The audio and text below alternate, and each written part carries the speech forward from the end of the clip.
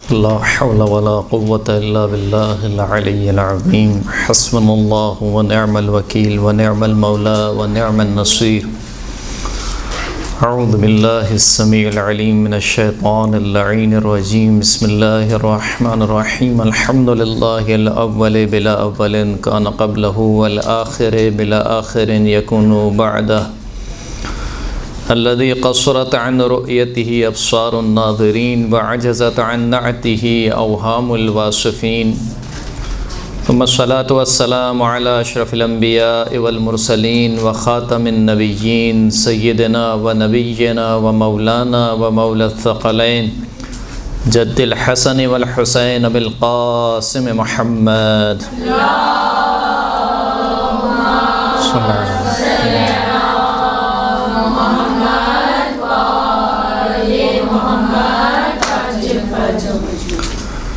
وعلى آله الطيبين الطاهرين المعصومين الذين أذهب الله عنهم الرجس وطهرهم تطهيرا.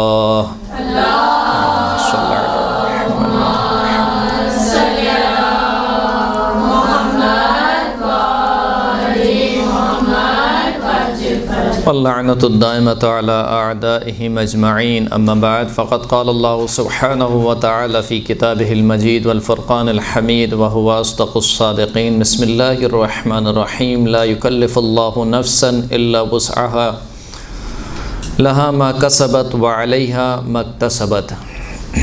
قرآن مجید میں خداوند کریم ارشاد فرماتا ہے کہ لا يكلف الله نفسا إلا وسعها.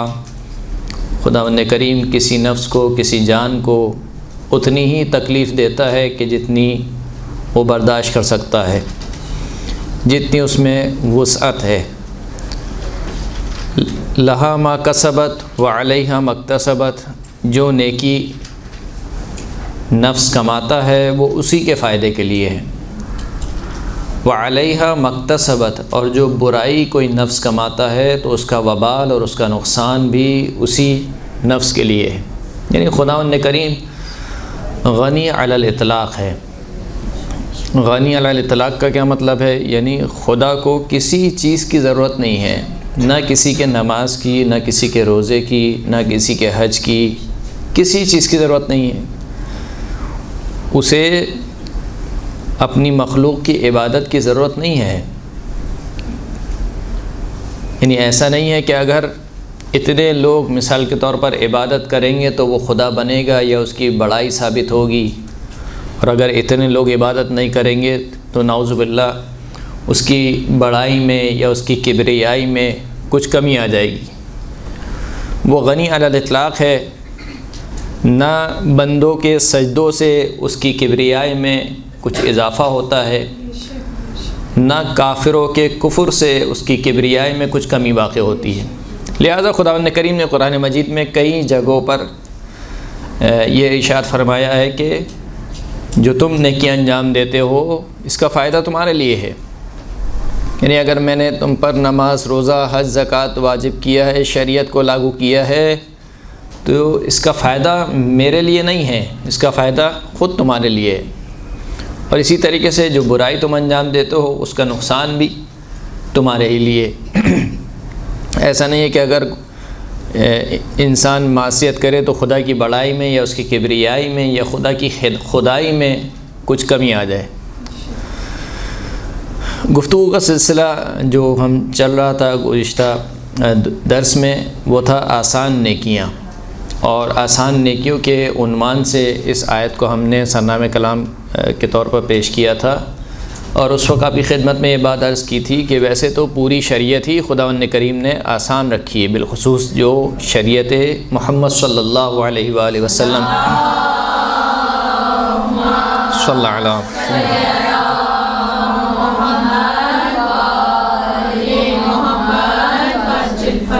پوری شریعت آسان ہے. یعنی ایسا نہیں ہے کہ شریعت کا کوئی حکم انسان کے لیے ممکن نہ ہو اس کو انجام دینا ہے، اس لیے کہ تکلیف لا یطاق ہے، اور تکلیف لا یطاق کبھی بھی خداوند کریم نے اپنے بندوں کے لیے نہیں رکھی. اس شریعت میں بھی کچھ ایسی نیکیاں خداوند کریم نے رکھی ہیں جو انتہائی آسان نیکیاں ہیں، جنہیں انسان بغیر کسی زحمت کے، بغیر کسی پیسہ خرچ کیے، بغیر کسی جسمانی تھکاوٹ کے انسان انجام دے سکتا ہے۔ بہت سی نیکیاں ہیں اور وہ روزمرہ کی نیکیوں میں ان کا شمار ہوتا ہے۔ البتہ یہ بات ذہنوں میں رہے کہ انسان بسا اوقات یہ سمجھتا ہے کہ یعنی نیکیوں کی طرف بھاگتا جاتا ہے کہ اتنی نیکیاں ہو گئیں، اتنی نیکیاں ہو گئیں، آج مثال کے طور پر زیارت عاشورہ پڑھ لی، آج سورہ واقعہ پڑھ لی، آج سورہ ملک پڑھ لی۔ دوسری طرف سے غافل ہو جاتا ہے کہ اگر گناہ انجام دیے تو یہ گناہ مضر ہوتے ہیں نیکی کے لیے۔ جس طریقے سے نیکی گناہ کو مٹانے کا کام کرتی ہے، اسی طریقے سے یہ گناہ نیکی کو مٹانے کا کام کرتے ہیں۔ انشاءاللہ بھی روایت آپ سنیں گے اس درس میں یا اس کے بعد والے درس میں، اس میں آپ کو اندازہ ہوگا کہ جب اصحاب نے کہا کہ یہ کام تو بہت آسان ہے، ہمارے تو اتنے سارے درخت ہو جائیں گے، تو اللہ کے رسول نے فرمایا کہ ہاں، اس شرط کے ساتھ کہ تم اپنے باغات میں اس دنیا سے آگ مت بھیجو۔ یعنی انسان غافل نہ ہو کہ میں اتنے کام اور اتنی نیکیاں میں نے کما لی ہیں، بس یہ کافی ہے اب میرے لیے۔ اب مثال کے طور پر اگر تھوڑے بہت گناہ بھی ہو گئے ہیں تو وہ چلتا ہے، یہ چلنے والا کام نہیں چلتا ہے۔ صلوات پڑھیں محمد و آل محمد۔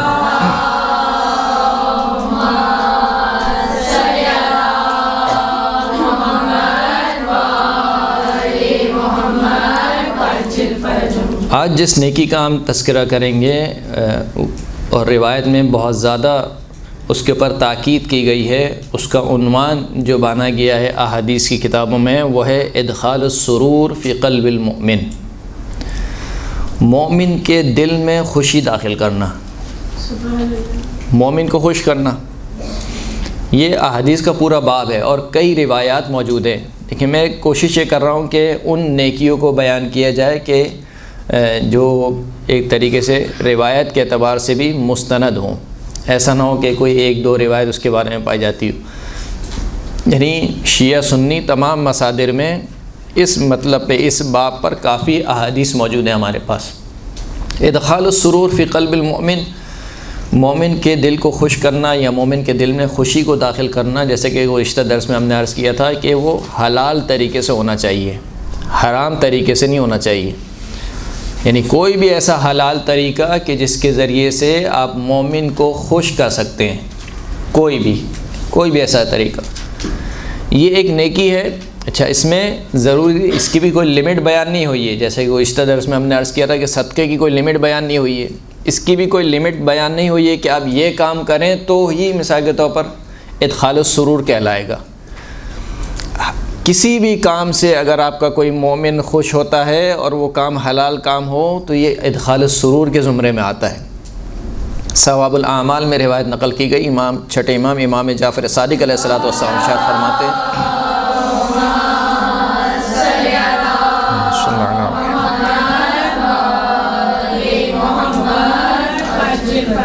مولا فرماتے ہیں کہ اوحى اللہ عز وجل الى داود علیہ السلام ان العبد من عبادی لیأتینی بالحسنہ فأبیحہ جنتی۔ مولا فرماتے ہیں کہ خداوند کریم نے حضرت داؤد علیہ السلام کی طرف وحی نازل کی کہ میرا بندہ میرے پاس ایک ایسی نیکی لے کر آتا ہے کہ میں اپنی جنت کو اس کے لیے مباح قرار دے دیتا ہوں، یعنی جنت کے دروازے اس کے لیے کھول دیتا ہوں۔ فقال داؤد علیہ السلام یا ربی وما تلک الحسنہ، حضرت داؤد نے عرض کی خدا کی بارگاہ میں کہ وہ کون سی نیکی ہے کہ جس نیکی کے سبب سے تو اپنے بندے کے لیے جنت کو مباح قرار دے دیتا ہے۔ فرمایا کہ قال یدخل علی عبد المؤمن سرورا، میرے مومن بندے کے دل میں خوشی داخل کی جائے، یعنی میرے مومن بندے کو خوش کیا جائے۔ کس چیز کے ذریعے سے؟ کیا کروں؟ کہا کہ ولو بتمرتن، اگرچہ ایک کھجور کے ذریعے سے کیوں نہ ہو، یعنی ایک کھجور کے ذریعے سے، جیسے وہ گزشتہ درس میں ہم نے صدقے کے متعلق سنا کہ صدقہ دو اگرچہ کہ آدھی کھجور کے ذریعے سے ہی کیوں نہ ہو، اسی طریقے سے یہاں پہ یعنی کم سے کم مقدار بیان کر دیے، زیادہ سے زیادہ ہی کوئی حد نہیں ہے۔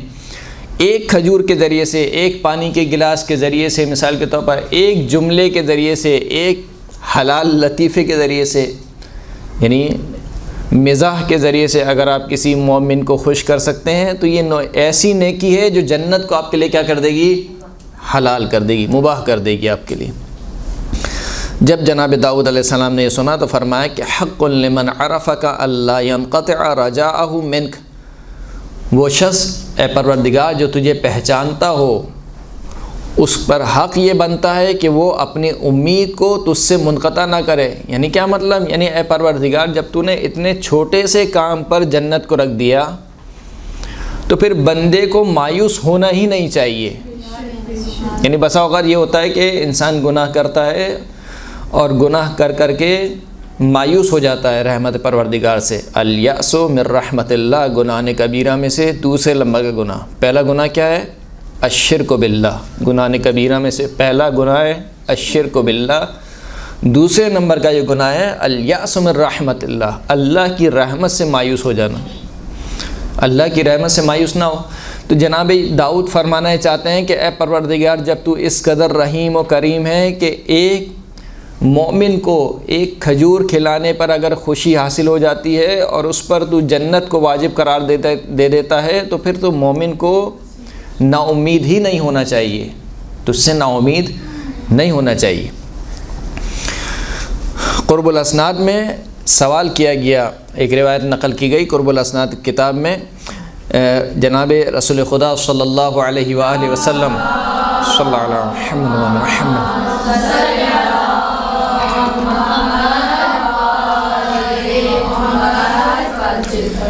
پوچھا گیا کہ ای الاعمال احب الی اللہ، کہ یا رسول اللہ خدا کے نزدیک سب سے محبوب ترین عمل کون سا ہے، پسندیدہ ترین عمل؟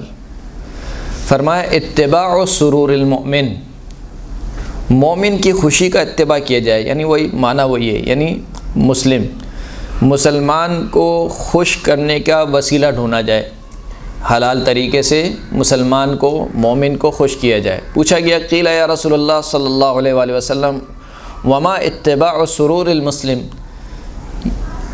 اتباع سرور المسلم کیا ہے؟ یعنی مسلمان کی خوشی کا اتباع کرنے سے کیا مراد ہے؟ اللہ کے رسول نے جواب دیا قال شبع جوعته وتنفیس کربته وقضاء دینه، کہا اس سے مراد یہ ہے کہ مسلمان کی بھوک کو ختم کیا جائے، اس کی جو مشکلات ہیں اس سے اس کو نجات دی جائے اور اس کے قرض کو ادا کیا جائے۔ یعنی اگر انسان یہ کام کر سکتا ہے، اتنی قدرت ہے، تو انسان کو یہ کام کرنا چاہیے۔ یہ سب زمرے میں آتے ہیں ادخال السرور فی قلب المومن کے، یعنی کسی مومن کو خوش کرنے کے زمرے میں آتا ہے کہ مثال کے طور پر اس کا قرض آپ نے ادا کر دیا۔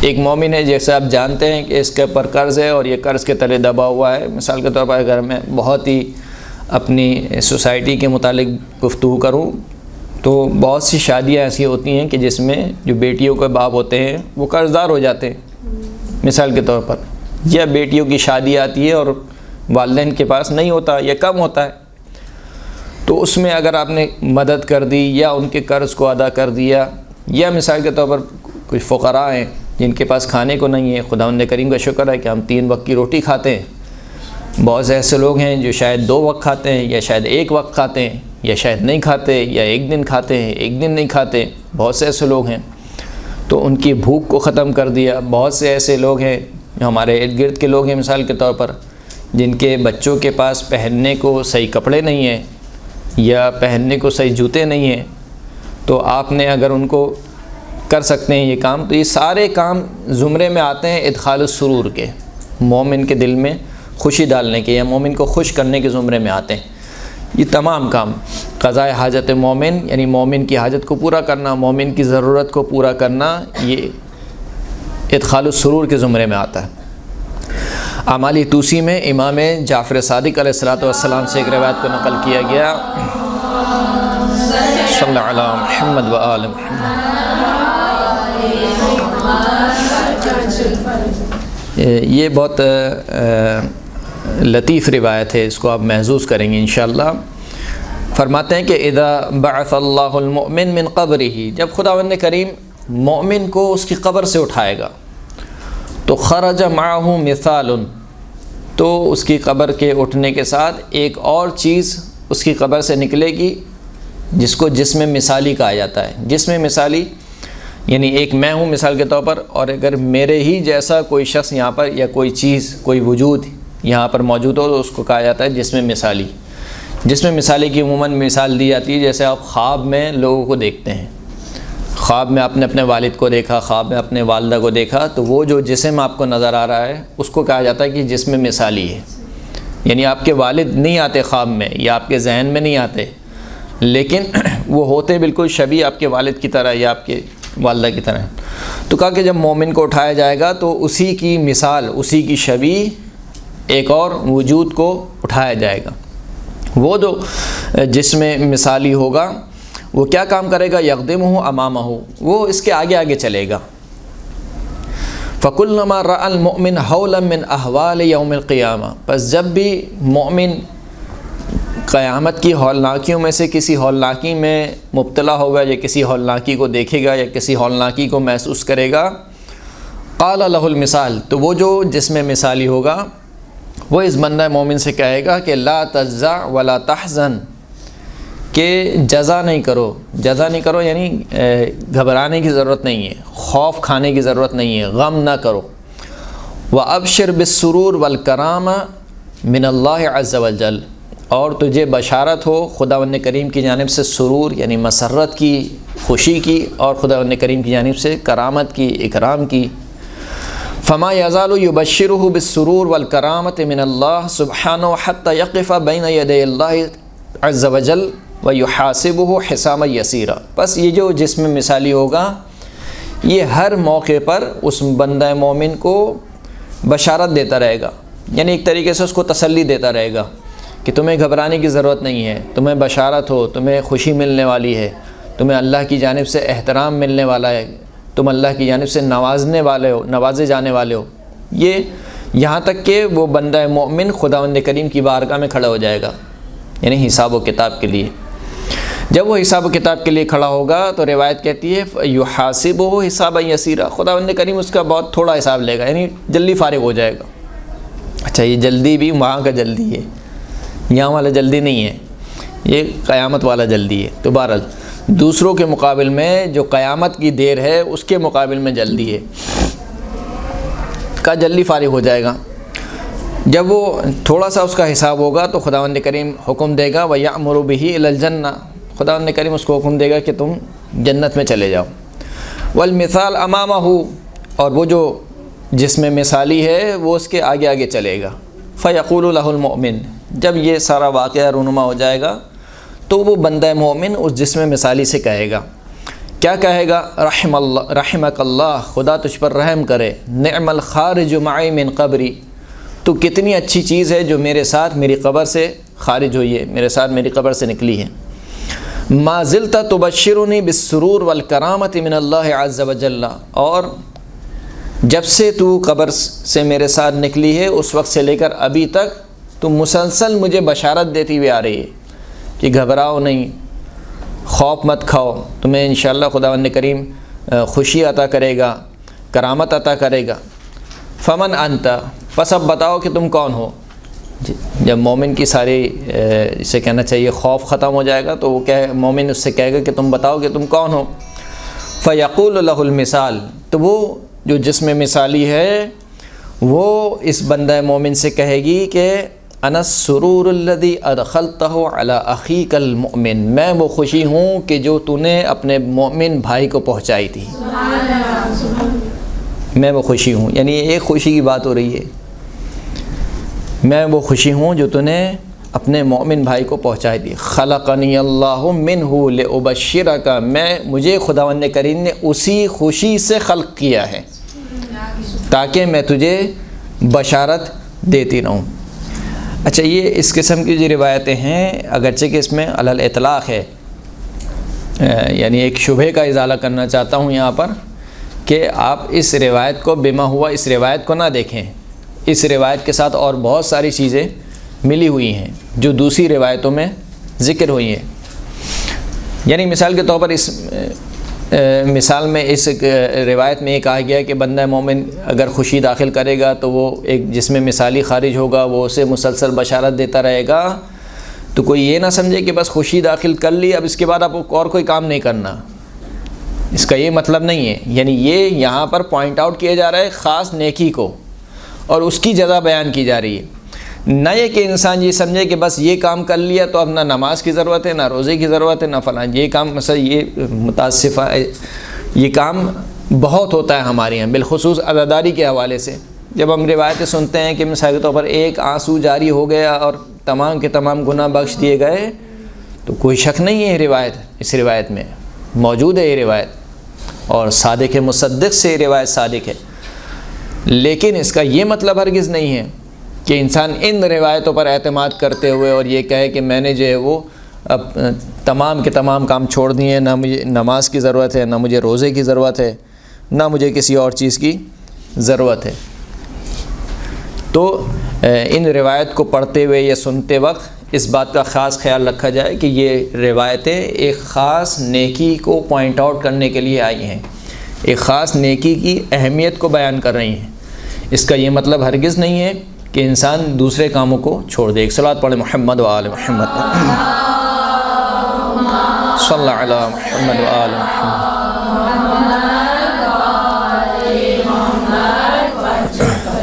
ابو حمزہ سمالی سے روایت ہے، کہتے ہیں کہ میں نے 5 امام محمد باقر علیہ الصلوۃ والسلام کو سنا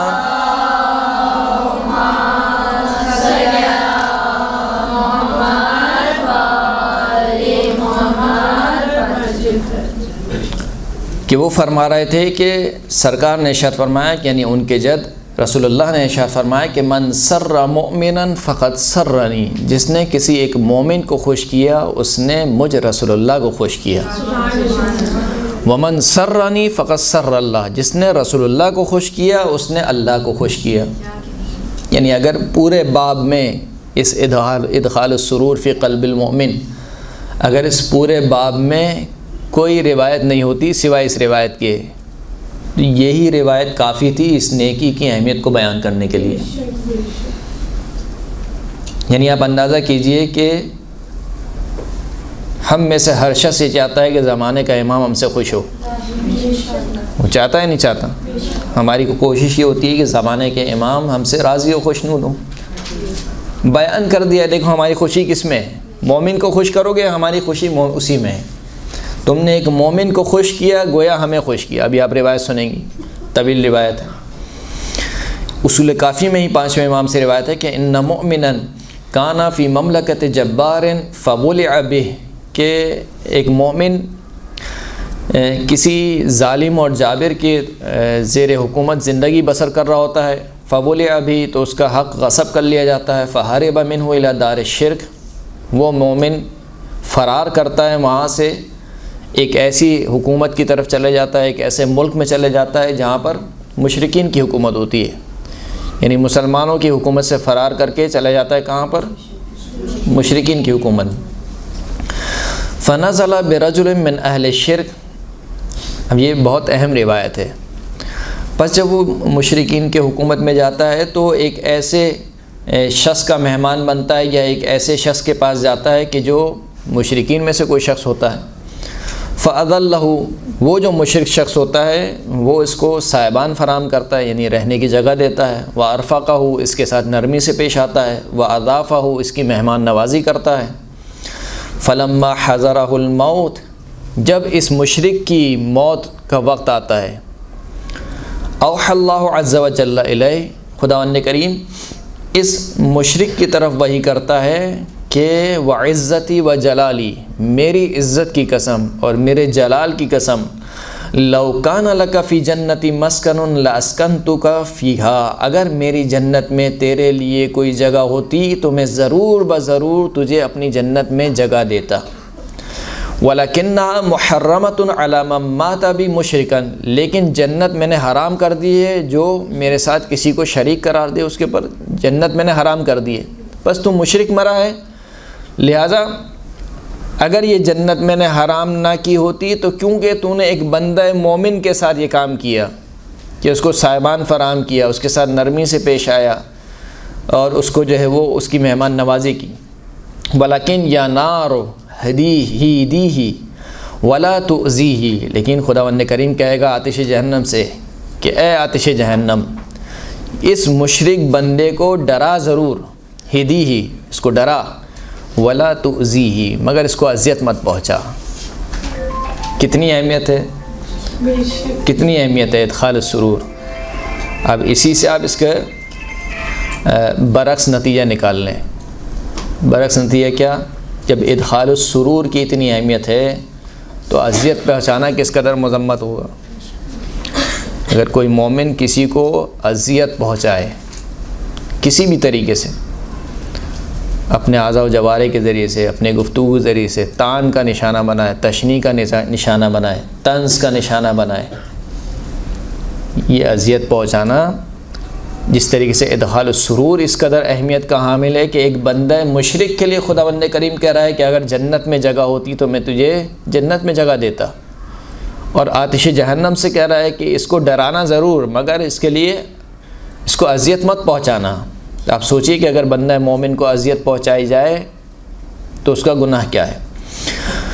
وَيُؤْتَ بِرِزْقِهِ طَرَفَيِ النَّهَارِ، یہ ایسا بندہ مشرک ہوگا کہ صبح و شام یعنی دن کے دو اوقات میں اس کا رزق اس کو پہنچایا جائے گا، یعنی یہ جہنم میں ہوگا اس کے باوجود اس کا رزق آئے گا.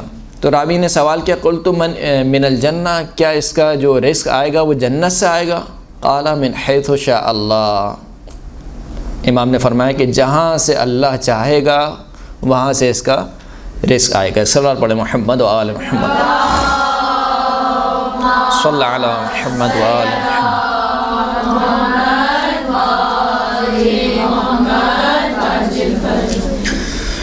اصول کافی میں یہ روایت ہے چھٹے امام سے، فرماتے ہیں کہ لا یرا احدکم اذا ادخل علی مؤمن سرورا انہ علیہ ادخلہ فقط. بہت عجیب روایت ہے. امام فرماتے ہیں کہ اگر تم میں سے کوئی شخص کسی مومن کو خوش کرے، کسی مومن کے دل میں خوشی کو داخل کرے تو وہ یہ گمان نہ کرے کہ اس نے فقط مومن کو خوش کیا ہے، بل واللہ علینا، بل واللہ علی رسول اللہ صلی اللہ علیہ وآلہ وسلم، بلکہ خدا کی قسم اس نے ہمیں خوش کیا ہے، بلکہ خدا کی قسم اس نے رسول اللہ کو خوش کیا ہے. مومن کو خوش کرنا رسول اللہ کو خوش کرنے کے مترادف ہے، مومن کو خوش کرنا امام زمانہ کو خوش کرنے کے مترادف ہے. چھٹے امام کے دور میں ایک شخص ہوا کرتا تھا کہ جس کا نام نجاشی تھا. یہ نجاشی جو ہے وہ اس کو وزیر تھا احواز اور فارس کے علاقے کا. اس نجاشی کے زیر تحت ایک شخص تھا جو کام کرتا تھا اسی کی حکومت میں. یہ دونوں شیعہ تھے، ان دونوں امام کے چاہنے والے تھے. تو وہ جو شخص تھا جو اسی کے زیر تسلط یا زیر تحت کام کیا کرتا تھا، وہ امام کی خدمت میں حاضر ہوا اور کہا کہ نجاشی جو ہے وہ آپ کا چاہنے والا ہے، اور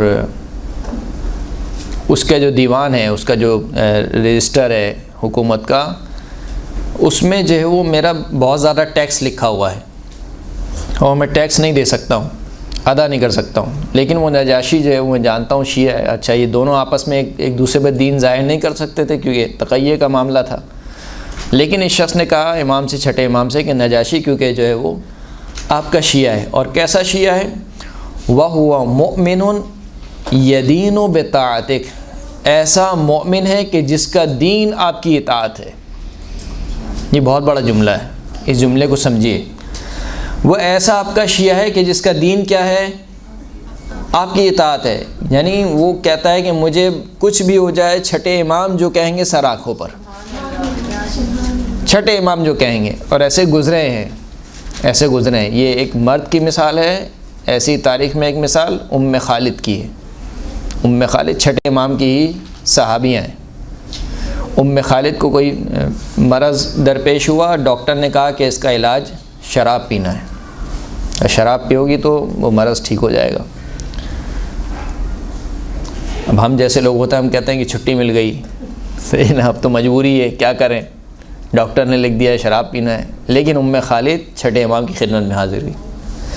چھٹے امام سے کہا کہ طبیب نے جو ہے وہ مجھے ایک مرض ہوا ہے اور طبیب نے مجھے اس کے لیے شراب لکھی ہے۔ تو امام نے کہا جب طبیب نے لکھ دی تو میرے پاس آنے کی کیا ضرورت ہے؟ تو کہا کہ طبیب میرا امام نہیں ہے، آپ میرے امام ہیں، آپ جو کہیں گے وہ میری سر آنکھوں پر۔ آپ کہیں گے کہ شراب پی لو، اگر خدا نے مجھ سے کہا کہ تم نے کیوں شراب پی تو میں کہوں گی جعفر صادق نے کہا تھا شراب پی لو۔ آپ کہیں گے کہ شراب نہیں پیو، خدا کہے گا کہ خودکشی کیوں کی جب کہا کہ تمہارا مرض اسی سے صحیح ہوگا، کہا کہ جعفر صادق نے کہا تھا کہ نہیں پیو لہٰذا میں نہیں پیوں گی۔ امام نے خوش ہو کر کہا کہ میں چاہتا ہوں کہ خالد جیسے میرے شیعہ ہوں۔ یہ جو اطاعت ہے، اگرچہ یہ بات کہیں اور نکل جائے گی، لیکن بہرحال میں اس بات کو عرض کرنا چاہتا ہوں آپ کی خدمت میں، ہم غیبت کے زمانے میں زندگی بسر کر رہے ہیں، درست ہے؟ غیبت خود ایک مشکل ہے، یعنی ہمارا امتحان اسی دور میں گزر رہا ہے۔ ہم اپنے امام سے دور ہیں، اپنے امام سے مل نہیں سکتے، اپنے امام کو دیکھ نہیں سکتے، اپنے امام سے بات نہیں کر سکتے، اگرچہ کہ ہمارے امام ہمارے امور سے واقف ہیں، ایسا نہیں ہے کہ ہمارے امور سے واقف نہیں ہیں، کیونکہ جو نعمت پروردگار ہماری طرف بھیج رہا ہے وہ اپنی حجت کے ذریعے سے بھیجتا ہے، خداوند کریم کا فیض اس کی حجت کے ذریعے سے ملتا ہے۔ غیبت کے زمانے میں جو چیز سب سے ضروری ہے وہ ہے اپنے اندر روح اطاعت کو پیدا کرنا۔ روح اطاعت کسے کہتے ہیں؟ روح اطاعت کا مطلب کیا ہے؟ یہی خالد والی بات کہ آپ نے جو کہہ دیا اس کے آگے چو چرا نہیں ہے، جو آپ کا حکم ہے بس میں اس کے آگے سر تسلیم خم ہوں۔ یہ روح اطاعت امام چاہتے ہیں، یعنی جب ظہور ہوگا، ظہور کے وقت جو 313 افراد ہوں گے، جو پہلی کیٹیگری ہوگی سب سے، وہ ان میں یہی روح اطاعت ہوگی، یعنی آمنا و سلمنا، جو آپ کا حکم۔ اس روح اطاعت کو پیدا کرنا یہ مشکل کام ہے، یعنی اطاعت بھی ایک امتحان ہے۔ سننے میں بہت آسان لگتا ہے، بیان کرنے میں بہت آسان ہے، لیکن جب انسان اس مرحلے پر آتا ہے تو بڑا مشکل ہو جاتا ہے۔ یعنی آج آ کر مثال کے طور پر امام کہیں کہ بھائی جو تم لوگ ساری نمازیں پڑھتے ہو یہ ساری نمازیں غلط ہیں، مثال دے رہا ہوں، ساری نمازیں غلط ہیں مثال کے طور پر، اور دوسرے افراد جس طریقے سے نماز پڑھتے ہیں وہ نماز صحیح ہے، تو تشیع میں سے اکثر کا ریئیکشن کیا ہوگا؟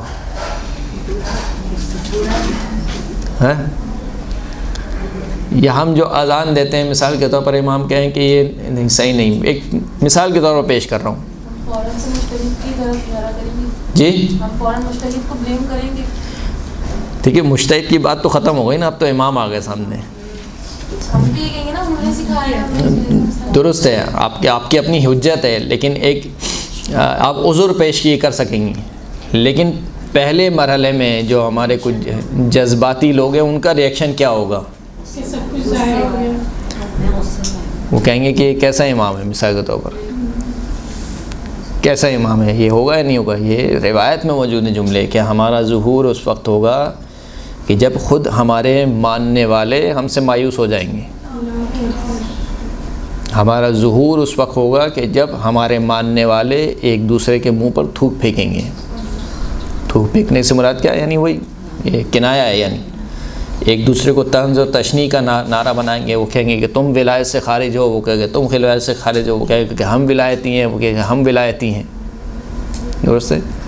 یہاں تک کہ جب امام کا ظہور ہوگا تو لوگ کہیں گے کہ یہ تو کوئی نیا دین لے کر آیا ہے، یعنی روایت موجود ہے، لوگ یہ کہیں گے کہ کوئی نیا دین لے کر آیا ہے۔ کیوں نیا دین لے کر آیا؟ اس لیے کہ جتنی بدعتیں ایجاد ہو چکی ہوں گی اس 1400 سال یا جب سے رسول خدا گئے ہیں اس وقت سے ظہور تک، امام ان ساری بدعتوں کو کینسل کریں گے کہ یہ کام اسلام میں نہیں ہے، یہ کام اسلام میں نہیں ہے، یہ کام اسلام میں نہیں ہے، تو لوگ کہیں گے کہ یہ کوئی نیا دین لایا ہے، آج تک ہم نے ایسا دین نہ کسی سے سنا نہ دیکھا۔ تو یہ جو روح اطاعت ہے، اس وقت میرا ریئیکشن کیا ہوگا؟ جب اگر امام مجھ سے کہیں گے کہ اب تک جو تمہارا عقیدہ تھا یہ عقیدہ غلط تھا، مثال کے طور پر میں ایک مثال کہہ رہا ہوں، اور امام کہیں گے کہ یہ عقیدہ ہے، یا کسی عمل کے بارے میں کہیں کہ تمہارا یہ عمل صحیح نہیں تھا، یہ اگرچہ تمہارے آباء و اجداد کرتے ہوئے آ رہے تھے لیکن یہ عمل صحیح نہیں ہے، تو میرا ریئیکشن کیا ہونا چاہیے کہ کیونکہ زمانے کے امام نے کہا ہے کل تک یہ کرتا تھا آج سے یہ ہوگا. یہ روح اطاعت ہے. اس روح اطاعت کو پیدا کرنے کی ضرورت ہے. اور وہ کیسے ہوگی؟ وہ اسی وقت ہوگی کہ جب ہم زندگی کے ہر مرحلے پر ہمارا مطمع نگاہ یہ ہو کہ اللہ کی رضا کیا ہے، اہل بیت اطہار کی رضا کیا ہے. جب تک یہ چیز پیدا نہیں ہوگی اس وقت تک روح اطاعت پیدا نہیں ہو سکتی. بہرحال تو اس نے کہا کہ نجاشی ایک ایسا مومن ہے یدین بطاعتک، جو اس کا دین کیا ہے؟ آپ کی اطاعت ہے، یعنی جو آپ کہیں گے وہ اس کا دین ہے. فَإِن رَأَيْتَ أَن تَكْتُبَ لِي إِلَيْهِ كِتَابًا، پس اگر آپ مناسب سمجھتے ہوں تو میرے لیے کچھ لکھ دیجئے، یعنی کوئی خط لکھ دیجئے تو میں وہ آپ کا خط لے جا کے اس کو دے دوں گا، تو کچھ کمی واقع ہو جائے گی جو مجھ پر ٹیکس وغیرہ اس نے لگایا ہوا ہے. اب دیکھیے کہ امام نے خط میں لکھا کیا ہے اور نجاشی نے سمجھا کیا ہے. درست ہے؟ امام نے لکھا خط میں بسم اللہ الرحمن الرحیم سر اخاک یسرک اللہ، اتنا سے جملہ ہے. کیا لکھا ہے امام نے؟ اپنے مومن بھائی کو خوش کر، اللہ تجھ سے خوش ہو جائے گا. اس کے علاوہ اور کوئی لمبی چوڑی بات نہیں لکھی امام نے کہ مثال کے طور پر تو ہمارا چاہنے والا ہے، تو بندہ مومن ہے، میں تیری شفاعت کروں گا، میں فلاں کروں گا، اس بندہ مومن کی مشکل کو حل کر دے، یہ غریب ہے اور فلاں. نہیں، کچھ نہیں لکھا امام نے. چھوٹا سا جملہ. کیا چھوٹا سا جملہ ہے؟ سر اخاک یسرک اللہ، اپنے مومن بھائی کو خوش کر، اللہ تجھ سے خوش ہو جائے گا، یا اللہ تجھے خوش کرے گا. اب یہ چھوٹا سا جملہ لے کر وہ چلا گیا. جب یہ گیا نجاشی کے پاس تو وہ کہا کہ میں داخل ہوا تو وہاں پر محفل سجی ہوئی تھی، یعنی کافی لوگ افراد موجود تھے. جب وہ سب اٹھ کے چلے گئے تو جب میں اور وہ دونوں اکیلے رہ گئے تو میں نے امام کا خط نجاشی کو دیا اور کہا کہ ھذا کتاب ابی عبداللہ علیہ السلام، کہ یہ چھٹے امام کا خط ہے. نجاشی نے کیا کیا؟ فقبلہ، جیسے ہی سنا چھٹے امام کا خط ہے، خط کو بوسہ دیا. ووضعہ علی عینیہ، خط کو اپنی دونوں آنکھوں سے لگایا. چھٹے امام کا خط ہے. وقال لہ ما حاجتک، یعنی جب خط کو پڑھا، خط کو پڑھنے کے بعد خط کو اپنی آنکھوں سے لگایا. کہا کہ تمہاری حاجت کیا ہے، یعنی کس کام کے لیے آئے ہو میرے پاس. کہا کہ آپ کے جو رجسٹر ہے اس میں ٹیکس لکھا ہوا ہے اور میں ٹیکس ادا نہیں کر سکتا ہوں. تو پوچھا کہ کتنا ہے ٹیکس؟ تو اس نے کہا کہ 10,000 درہم ہے. جیسے سنا 10,000 درہم ہے تو اس نے اپنے کاتب کو بلایا اور کہا کہ یہ جو ٹیکس اس کا لکھا ہوا ہے یہ میرے مال سے ادا کر دو. پریشانی حل ہو گئی نہیں ہو گئی؟ اس کی پریشانی کیا تھی کہ ٹیکس ہے گا، وہ ٹیکس ادا نہیں کر سکتا ہے. کہا کہ یہ ٹیکس میرے مال سے ادا کر دو، ختم ہو گئی بات. امام کی حدیث پر عمل ہو گیا نہیں ہو گیا؟ امام نے کہا تھا کہ سر اخاک یسرک اللہ، اپنے بھائی کو خوش کر، اللہ تجھے خوش کرے گا. لیکن اس نے کیا کیا؟ ثم وامر، اس کے بعد اس نے کیا کیا؟ فقال، خوب ایک صلوات پڑھے محمد وعلی محمد صلی اللہ علیہ محمد.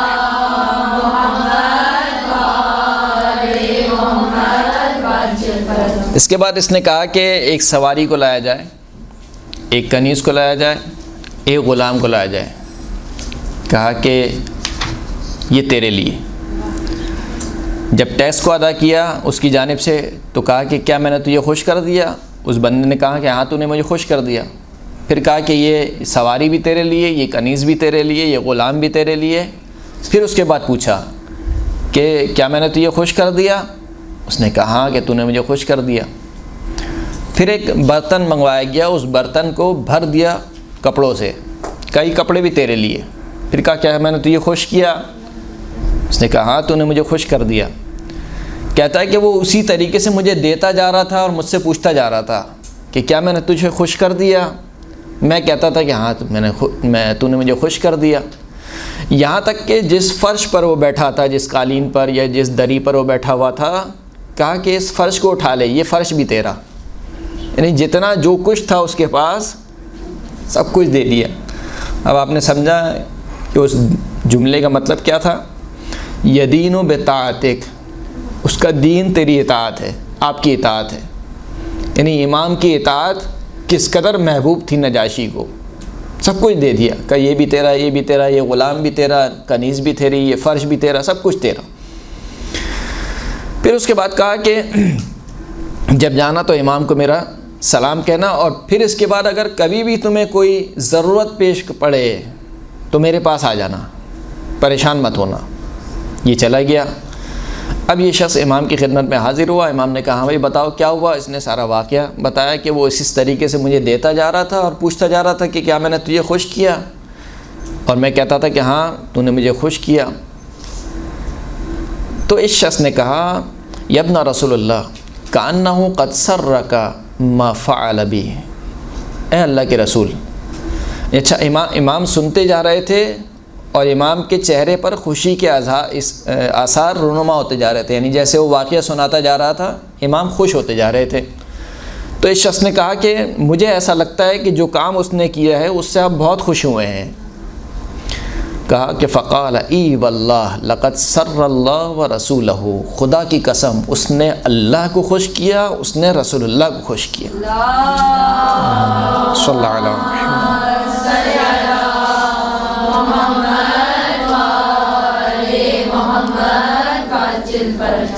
تو یہ بظاہر ایک چھوٹا سا کام ہے، لیکن کتنا اہمیت والا کام ہے کسی مومن کو خوش کر دینا۔ اگر اپنی استطاعت میں رہتے ہوئے، ایک مرتبہ استطاعت سے باہر ہے تو وہ ہم پر تکلیف بھی نہیں کی خداوند کریم نے۔ ایک مومن کا اتنا قرض ہے جو میں ادا ہی نہیں کر سکتا، تو خداوند کریم نے مجھے مکلف بھی نہیں بنایا کہ میں اس کو ادا کروں۔ لیکن اگر کوئی ایسی حاجت ہے جس کو میں ادا کر سکتا ہوں، یا کسی بھی حلال طریقے سے میں مومن کو خوش کر سکتا ہوں تو کیوں نہ کروں۔ یہاں تک کہ کہا کہ جب مومن کو دیکھو تو مومن کو دیکھ کے مسکرا دو۔ کہا یہ مسکرا دینا بھی کیا ہے، نیکی میں کاؤنٹ کروں گا، شمار کروں گا۔ والدین کو دیکھو مسکرا دو، عالم دین کو دیکھو مسکرا دو، اپنے معلم کو، اپنے استاد کو۔ کہا یہ عبادت ہے، عبادت شمار کیا گیا ہے۔ خانہ کعبہ کی طرف دیکھنا کیا ہے؟ عبادت ہے۔ النظر الی وجہ علی عبادہ، علی کے چہرے کی طرف دیکھنا کیا ہے؟ عبادت ہے۔ نہ صرف چہرے کو دیکھنا عبادت ہے، ذکر علی عبادہ، علی کا ذکر کیا ہے؟ عبادت ہے۔ تو اتنا آسان کر دیا ہے مرحلہ، یعنی دین کو اتنا آسان کر دیا ہے کہ بندہ یہ نہ سمجھے کہ دین پر عمل کرنا بہت مشکل کام ہے یا جنت میں جانا بہت مشکل کام ہے۔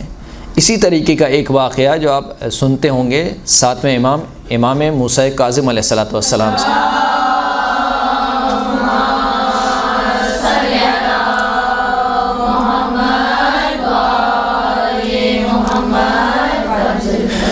ابراہیم جمال کا واقعہ ہے۔ ابراہیم جمال اور علی بن یقطین یہ دونوں امام کے شاگرد ہیں۔ علی بن یقطین تو بہت مشہور و معروف ہیں، آپ کس سے یعنی سنتے ہی رہتے ہیں جب بھی امام کی مناسبت سے کوئی مجلس ہوتی ہے۔ ابراہیم جمال کسے بولتے ہیں؟ یعنی جو اونٹ کو کرائے پہ دیتا تھا، جیسے صفوان جمال ہے، اسی طریقے سے ابراہیم جمال، یعنی اس کا کام یہ تھا کہ وہ اونٹ کو رینٹ کار کا کام کرتے تھے، تو رینٹ کیمل کا کام تو اس وجہ سے ان کو جمال کہتے تھے۔ ابراہیم جمال ایک مرتبہ کوفے کا کیونکہ حاکم تھا، گیا علی بن یقطین کے پاس اور کہا کہ یعنی کیونکہ وزیر تھے تو جو دربان بان تھا اس سے کہا کہ جاؤ مجھے علی بن یقطین سے کہو کہ مجھے اس سے کام ہے، مجھے ملنا ہے۔ علی بن یقطین نے ملنے سے منع کر دیا کہ نہیں مل سکتا ابھی، چلے جاؤ۔ اسی سال علی بن یقطین حج کے لیے آیا۔ دوران طواف امام موسیٰ کاظم سے ملنا چاہا، امام نے منہ پھیر لیا، نہیں ملے۔ پھر امام سے اجازت طلب کی کہ امام اجازت ہو تو میں آ جاؤں آپ کی خدمت میں۔ امام نے منع کر دیا، کہا نہیں۔ مدینے پہنچ گئے کہ آپ کو معلوم ہے کہ جب حج کرتے ہیں تو پھر مکے سے جاتے ہیں مدینے، رسول اللہ کی زیارت کرتے ہیں۔ مدینے پہنچ گئے۔ مدینے پہنچ کر امام سے ایک مرتبہ پھر دوبارہ درخواست کی کہ میں آپ سے ملنا چاہتا ہوں۔ امام نے بلایا اور یہ بات بہت گراں گزری علی بن یقطین پر۔ علی بن یقطین امام کے بہت چاہنے والے تھے کہ مجھے امام نے منع کر دیا ملنے سے۔ کہا کہ یا امام آپ نے ملنے سے منع کر دیا مجھے کہ ہاں تو نے ہمارے چاہنے والے کو ملنے سے منع کر دیا تھا، ابراہیم جمال سے ملنے سے منع کر دیا تھا، لہٰذا جو ہے وہ ہم نے بھی تجھے منع کر دیا. یعنی جو بات میں سمجھانا چاہ رہا ہوں کہ مومن کو خوش کرنا اہل بیت کو خوش کرنے کے مترادف ہے، مومن کو اذیت پہنچانا اہل بیت کو اذیت پہنچانے کے مترادف ہے، یا مومن کی حاجت روائی نہ کرنا. کہا کہ کیونکہ تو نے ہمارے ایک چاہنے والے کو ملنے سے منع کر دیا تھا، لہٰذا ہم نے بھی تجھے ملنے سے منع کر دیا. بہت پشیمان ہوا، کہا کہ میں استغفار کرتا ہوں، توبہ کرتا ہوں. کہا نہیں، توبہ سے کام نہیں چلے گا، توبہ سے کام نہیں چلے گا جب تک ابراہیم جمال تجھے معاف نہ کرے، اس وقت تک نہیں ہو سکتا کام. کہا کہ مولا میں مدینے میں ہوں، ابراہیم کوفہ میں ہے، ابھی تو یہ کام نہیں ہو سکتا ہے، ممکن نہیں ہے. کہا کیوں نہیں ہو سکتا؟ اگر حکم دو تو کرو گے؟ کہا کیوں نہیں. کہا جاؤ بقی میں، رات کے وقت بقی میں اکیلے جانا اور کچھ دعا وغیرہ یا جو بھی کوئی ذکر بتایا، اپنے گھوڑے پر بیٹھنا ہے، ذکر پڑھنا، انشاءاللہ آنکھ کھولو گے تم کوفہ میں ہوگے. ابراہیم کیا بولتے ہیں، علی بن یقطین جو ہے وہ گیا رات کے وقت بقی میں، اور وہی کام انجام دیا. یہاں تک کہ جب علی بن یقطین نے آنکھیں کھولیں تو وہ ابراہیم جمال کے گھر کے دروازے پہ تھے. رات کے وقت دق الباب کیا، دروازہ کھٹکھٹایا. کہا کہ کون ہے؟ کہا کہ میں علی بن یقطین ہوں. کہا علی بن یقطین کو مجھ سے کیا سروکار، وہ تو وزیر ہے، میں فقیر آدمی، یعنی جمال کا کام کرتا ہوں، اونٹ کو کرایہ پہ دینے کا کام کرتا ہوں، وہ کہاں اور میں کہاں. کہا نہیں، میں علی بن یقطین ہوں، اگر مہربانی کرو میرے لیے دروازہ کھولو. بہرحال اس نے دروازہ کھولا. کہا کہ میں امام کی خدمت میں حاضر ہوا تھا اور امام نے مجھ سے ملنے سے انکار کر دیا، اس وجہ سے کہ کیونکہ میں نے تمہیں ملنے سے انکار کر دیا تھا، تو بس تم مجھے بخش دو، یعنی مجھ سے راضی ہو جاؤ تاکہ میرا امام مجھ سے راضی ہو جائے. تو ابراہیم جمال نے کہا کہ ہاں صحیح ہے، مسئلہ نہیں ہے، میں تمہیں معاف کرتا ہوں، جو ہمارے درمیان ہوا وہ ختم ہوا. کہا نہیں، ایسے نہیں، میں اپنا رخسار زمین پہ رکھوں گا، تم اپنا پیر میرے رخسار پہ رکھنا. کہا نہیں، یہ کام کیوں کروا رہے ہو مجھ سے، یعنی میں نے معاف کر دیا تمہیں، ختم ہو گئی بات. کہا نہیں، ایسے نہیں، میں اپنا رخسار زمین پہ رکھوں گا، تم اپنا پیر میرے رخسار پہ کرنا. بسا اوقات انسان کو یہ کام کرنے پڑتے ہیں. کیوں کرنے پڑتے ہیں؟ کیونکہ بسا اوقات جاؤ حشم، پیسہ انسان میں کہیں نہ کہیں سے تکبر لے آتا ہے. اسی لیے کہا کہ ہر جس سے بھی ملاقات ہو اس کو سلام کرو، چاہے فقیر ہو چاہے امیر ہو، اس کو ایک جیسا سلام کرو. یہ کام کیوں کہے؟ تاکہ انسان سے تکبر ختم ہو.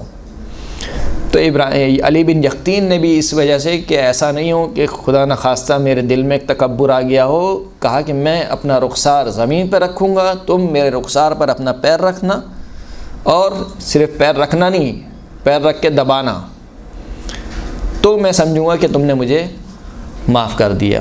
اسی طریقے سے یہ کام انجام ہوا اور ابراہیم جمال نے وہ کام انجام دیا، دونوں کے درمیان معافی تلافی ہو گئی، اور امام بھی علی بن یقطین سے راضی ہو گئے. صلوات پڑھے محمد و آل محمد صلی اللہ علیہ وسلم.